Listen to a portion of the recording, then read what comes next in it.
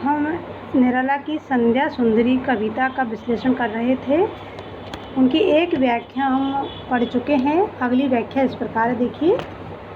अलसता की सी लता किंतु कोमलता की वह कली, सकी नीरवता के कंधे पर डाले वहें, छाए सी अंबर पथ से चली। नहीं बजती उसके हाथों में कोई वीणा, नहीं होता कोई अनुराग राग अलाप, नुपुरों में भी रुनझुन नहीं, सिर्फ एक अव्यक्त शब्द सा चुपचाप चुपचाप है गूंज रहा सब कहीं। ध्यान से देखिए इसकी जो व्याख्या है वह अलसता की सी लता, जिसमें ने कहा ना संध्या सुंदरी, मतलब हमारा जो सायकाल का वातावरण होता है, संध्या का जो वातावरण होता है, उसका ही उल्लेख इस कविता के अंतर्गत किया गया है। छायावादी शैली में लिखी गई है ये। तो संध्या का कैसा चित्र होता है, संध्या के समय हमारे जो प्राकृतिक वातावरण किस प्रकार का हो जाता है, उस प्राकृतिक वातावरण की अभिव्यंजना हुई है अलसता की सी लता। कि सूर्यास्त के पश्चात आकाश में जो संध्या सुंदरी है वह परी के समान मंद मंद गति से नीचे उतर रही हो ऐसी प्रतीत होती है। उस समय जो वह संध्या है कैसी लग रही है, आलस्य की सी लता, वह ऐसी लग रही है मानो आलस्य की कोई एक लता हो। कैसी हो? अलसता, अलसता मानी आलस्य की कोई एक लता हो। कहने का मतलब कि संध्या के समय हम अपने जो दैनिक कार्य होते हैं उनको छोड़ करके, अपना जो कर्तव्य क्षेत्र होता है उनको छोड़ करके हम अपने घर पर आ जाते हैं। किंतु कोमलता की वह गली, यदि भी वह ऐसी लग रही है कि उसमें आलस्य हो, फिर भी उसमें क्या है, कोमलता है, कोमलता की कली। उसको क्या कहा? फिर भी वह ऐसी लग रही है मानो कोई कोमलता की ही कली हो। सकी नीरवता के कंधे पर डाले वह, और जो संध्या है वह ऐसी लग रही है कि वह अपनी सकी नीरवता के कंधे पर भुजाएं डालते हुए, क्या बाहें डाले माने भुजाओं को डालकर छाए सी अंबर पथ से चली। कि अंबर पथ होता आकाश रूपी मार्ग से छाया की तरह चल रही हो। जो संध्या है वह आकाश मार्ग से ही आती है, तो वह ऐसी लग रही है कि अंबर पथ से चली। अंबर पथ यानी कि आकाश मार्ग से छाया की तरह आगे बढ़ रही हो। जैसे संध्या होती है तो अंधेरा व्याप्त हो जाता है, तो उस अंधेरे को ही यहाँ छाया की संज्ञा दी है। नहीं बजती उसके हाथों में कोई वीणा, लेकिन उस कहने का मतलब ये है कि जो संध्या का समय होता है चारों तरफ शांति, चारों तरफ बिल्कुल निस्तब्धता का वातावरण परिव्याप्त हो जाता है, और उस शांति की ओर, उस नीरवता की ओर यह कवि ने संकेत किया है। तो संध्या के समय सब अपने अपने पूजा पाठ आदि कार्यों में लग जाते हैं, तो चारों तरफ एक सुनसान वातावरण परिव्याप्त हो जाता है। उस वातावरण की ओर ही संकेत यहाँ कवि ने किया है। नहीं बजती उसके हाथों में वीणा, और उसके हाथों में भी कोई वीणा नहीं बजती है, अर्थात उनके जो हाथ है उनमें भी कोई वीणा नहीं बज रही है। और नहीं होता राग अनुराग अलाप, और किसी प्रकार का जो अनुराग युक्त जो राग है उसका भी अलापन नहीं होता है। नुपुरों में भी रुन झुन नहीं, नुपुर मन होता है घुंघरू, कि उनके जो घुंघरू है उनमें भी किसी प्रकार की रुन झुन की कोई आवाज़ नहीं आती है। सिर्फ एक अव्यक्त शब्द सा चुपचाप, सिर्फ क्या दिखाई दे रहा है, एक अव्यक्त मौन ही चारों तरफ परिव्याप्त हो रहा है। चुपचाप माने चुपचाप जो सर्वत्र है वहाँ अव्यक्त मौन ही दिखलाई दे रहा है। कहने का मतलब ये है कि संध्या के समय का जो वातावरण होता है वह बिल्कुल ही शांत होता है।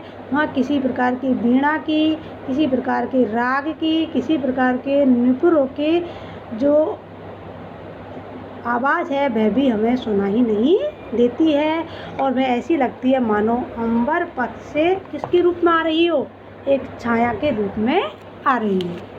ठीक है, अगली व्याख्या देखिए।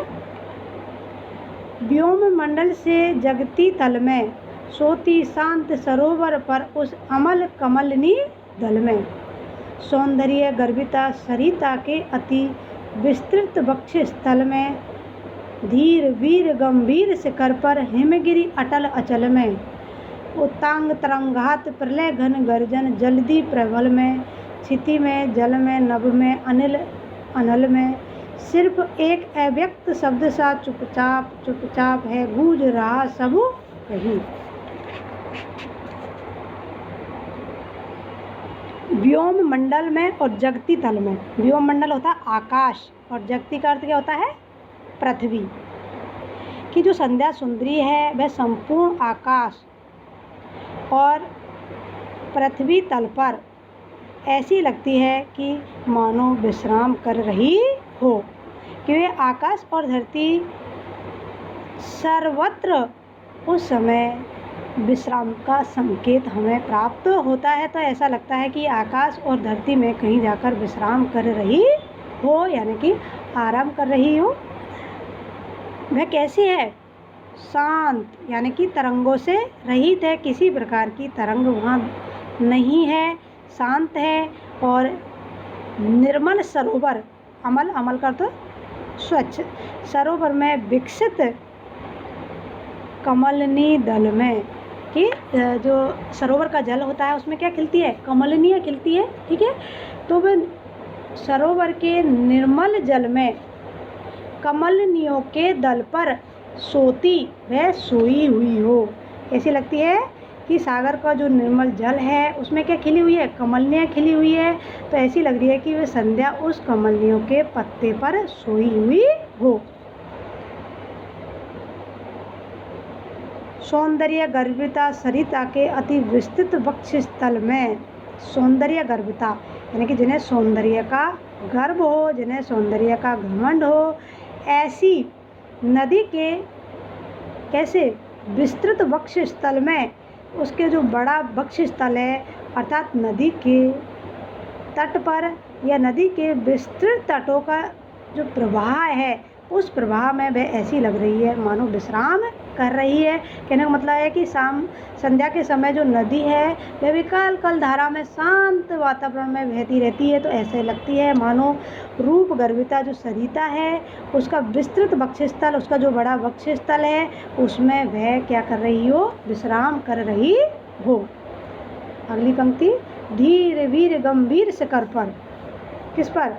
जो सागर के लिए धीर गंभीर कहा जाता है, तो वह धीर गंभीर जो शिखर है, किसका शिखर है? हिमगिरि अटल अचल। अटल मणि जिसे टाला नहीं जा सकते, अचल मणि जो विचलित ना हो। तो ऐसा हिमगिरि का शिखर जो कैसा हो? अटल हो, अचल हो। और ऐसे उस हिमगिरि पर जो धीर हो, वीर हो, गंभीर हो, उनके उस शिखरों पर वह विश्राम कर रही हो। दूसरी ओर जो संध्या सुंदरी है वह है ना उत्ताल तरंगाघात कि उद्दाम तरंगों के आघात से प्रलय घन गर्जन यानी कि प्रलयकालीन बादलों के समान, है ना। प्रलय घन, प्रलय मानी प्रलयकालीन, घन मानी प्रलयकालीन बादलों के समान क्या कर रही हो? गर्जना कर रही हो। ऐसा प्रलयकालीन बादलों के समान गर्जना करने वाले क्या? जलधि, जलधि का अर्थ होता है समुद्र। तो प्रलयकालीन बादलों के समान गर्जने करने वाले जो बड़ा सागर है, समुद्र है, उसमें वह विश्राम कर रही हो। इस पंक्ति का दोबारा देखो, उत्ताल तरंगात प्रलय घन गर्जन जल्दी प्रबल में। कि उद्दाम तरंगों के आघात से प्रलयकालीन जो बादल है उनके समान गर्जना करने वाले विशाल समुद्र में क्या कर रही हो? विश्राम कर रही हो। क्षिति में, जल में, नभ में, अनिल अगन में। क्षिति, क्षिति का अर्थ होता है धरती, ठीक है। जल, जल, नभ आकाश, अनिल, अनिल का अर्थ क्या होता है? अनिल मानी वायु और अनल मानी अग्नि। यानी कि पृथ्वी, जल, नभ, वायु, आकाश सिर्फ एक अव्यक्त शब्द सा चुपचाप चारों ओर मात्र अव्यक्त मौन ही व्याप्त हो रहा है। ऐसा लगता है कि संपूर्ण सृष्टि में विश्राम की सी प्रतीति हो रही है। कहने का मतलब है पृथ्वी, जल, वायु, आकाश आदि चारों ओर सुनसान वातावरण लग रहा है। इस कारण से जो सृष्टि है वह अव्यक्त मौन सी प्रतीत हो रही है और चारों ओर सर्वत्र चुप चुप की ध्वनि ही गूंज रही है। चुप चुप यानी कि चुप चुप की ही ध्वनि गूंज रहा सब कहीं चारों ओर गूंज रही है। कहने का मतलब यह है कि संध्या के बाद का जो वातावरण है बिल्कुल शांत हो जाता है और सभी विश्राम करने चले जाते हैं। तो उस विश्राम की और ही संकेत यहाँ कवि ने किया है। अगली व्याख्या देखिए। और क्या कुछ नहीं मदिरा की वह नदी बहाती आती, थके हुए जीवों को वह स्नेह प्याला वह पिलाती, सुलाती उन्हें अंक पर अपने, दिखलाती फिर विस्मृति के वह अगणित मीठे सपने। अर्धरात्रि की निश्चलता में हो जाती है जब लीन, कभी कह बढ़ जाता अनुराग, भ्रह आकुल कमनीय कंठ से आप निकल पड़ता है एक विहार। और क्या है कुछ नहीं मदिरा की वह नदी बहाती, कि संध्या का सुनसान वातावरण चारों ओर व्याप्त हो जाने पर किसी भी प्रकार की कोई भी हमें चेतन हलचल दिखाई नहीं देती, चारों ओर शांति ही शांति नज़र आती है। तो उस समय और क्या कुछ नहीं मदिरा की वह नदी बहाती, तो ऐसा लगता है कि जो संध्या है वह मदिरा की नदी बहाती हुई आ रही है और थके हुए जीव को उसने, तो मदिरा की यानी मदिरा शराब से कहते हैं जिसको पीकर इंसान मदमस्त हो जाता है। तो वह संध्या ऐसी ही लग रही है मानो मदिरा की कोई नदी बहा रही हो और जिसके नशे से मदमस्त होकर थके हुए जीवों को इसने प्याला वह पिलाती, थके हुए जीवों को बड़े प्रेम से ही वह उस मदिरा का प्याला पिला रही हो। इसलिए उस मदिरा को पीकर सब ही उसके नशे में क्या हो गए और सुलाती उन्हें अंक पर अपने, कि वो सभी उन्हें ऐसा लग रहा है कि वह अपनी गोद में सुलाती है। कहने का मतलब यह है कि संध्या के बाद रात्रि आती है, रात्रि में संपूर्ण संसार के जो प्राणी हैं वो निद्रावस्था में होते हैं, सभी सो जाते हैं। तो उस निद्रा की और ही संकेत यहाँ कवि ने किया है। दिखलाती फिर विस्मृति के वे अगणित मीठे सपने। इसके पश्चात विभिन्न प्रकार के जो सपने हम देखते हैं उन सपनों की ओर ही यहाँ कवि ने संकेत किया है कि निद्रावस्था में हम अगणित मधुर सपने दिखलाई देते हैं, जो कि ऐसा लगता है कि हम कहीं विस्मृति में खो गए हो। अर्धरात्रि की निश्चलता में हो जाती है लीन, कवि का बढ़ जाता है अनुराग। फिर अर्धरात्रि के पश्चात होता है जब आधी रात व्यतीत हो जाती है तो जो संध्या रूपी नायिका है उसका जो निस्तब्ध वातावरण है वह और अत्यधिक गहरा हो जाता है। अर्थात कहने का मतलब है सभी सो जाते हैं। जब हो जाती है लीन, निश्चलता में जब हो जाती है लीन अर्थात तो चारों ओर और अधिक सुनसान वातावरण हो जाता है। कवि का बढ़ जाता अनुराग, लेकिन उस समय जो कवि का प्रेम है, कवि का अनुराग है वह और अधिक बढ़ जाता है। भ्रह आकुल कमनीय कंठ से आप निकल पड़ता है विहार, और उनके जो भ्रह व्याकुल हृदय है उस भ्रह व्याकुल हृदय से अनुराग रूपी गीत निकल पड़ता है। अर्थात उनका जो वियोग है अर्धरात्रि के पश्चात और अधिक बढ़ जाता है और अपने आप ही रात्रि के अंतरिम पहर में उनका जो माधुर्य सूचक जो भ्रह गीत है वह उनके हृदय से निकल पड़ता है। यानी मतलब है कि रात्रि के अंतिम पहर के बाद उषा काल होता है और उषा काल में पक्षी चहकने लगते हैं और चारों तरफ जो नीरवता थी वह खत्म होती जाती है और सरस वातावरण व्याप्त होता जाता है। ठीक है।